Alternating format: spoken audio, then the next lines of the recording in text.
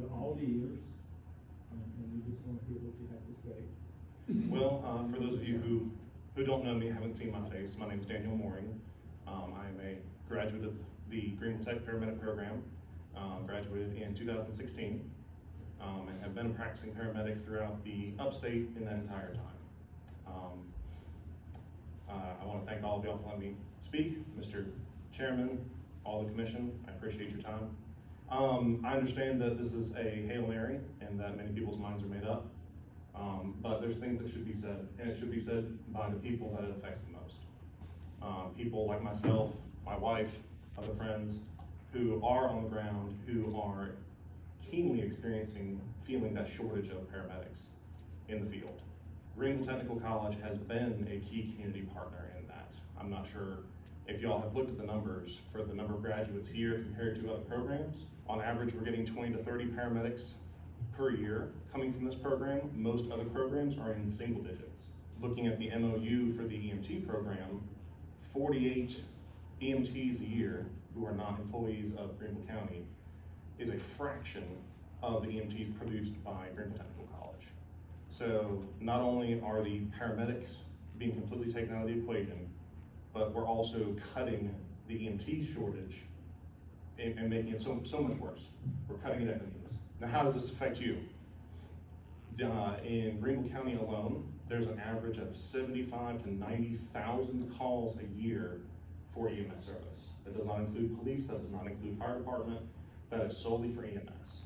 Greenville County EMS has on average maybe 200 people total staffed to respond to that volume of calls.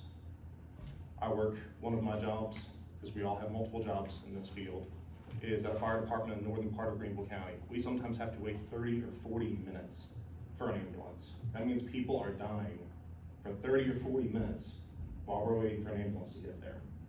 And that's not those crews' fault. They're just going call to call as best they can. But there is no other degree program for paramedics in this county.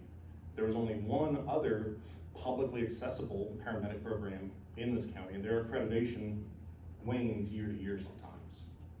So many people are now having to outsource to other programs out of county, paying out of county tuition. By removing that many paramedics, that many EMTs, we are experiencing a national shortage. There is a national staffing crisis in EMS. It's not just Greenville County. It is every county in every state across this entire country. And taking out that supply is going to do nothing but hurt that. Also, Greenville Technical College was the only EMT program approved for Greenville County high school students to come and enroll. The only one. It was also the paramedic program for Greenville Tech, which is being eliminated, is hosting a pilot program for Greenville County Sheriff's Office for them to push their SRO officers through to become paramedics, to be able to provide high level of care in the event of active shooter situations and so forth. Something that has become all too common in this entire country. That option is no longer available to them. So this decision of closing down the program, sure, maybe it affects the budget. I'm not a numbers guy, but the real world impact out there is catastrophic. This has been the most respected EMT and paramedic program for 40 years. 40 years. Most of the people who are leading EMS agencies across this state came from here, including other agencies locally. Not to mention the fact that the EMS department was not consulted on this decision at all. How do I know? My wife is an adjunct faculty here.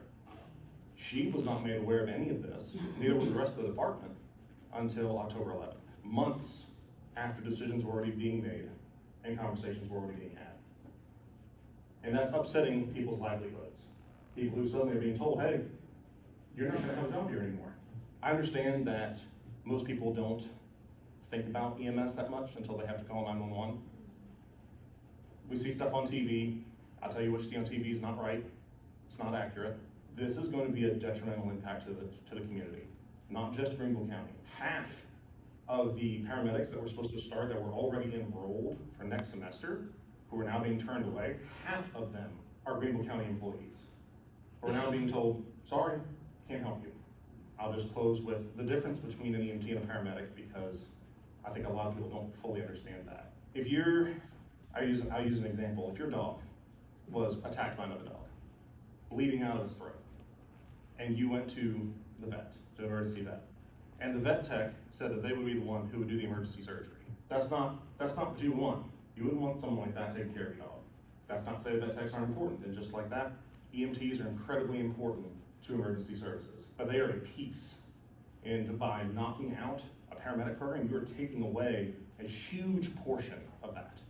When the rest of the country is trying to advance education, we're being met with excuses like, oh, we don't want to duplicate efforts in the community, and yet we have multiple RN programs throughout the county.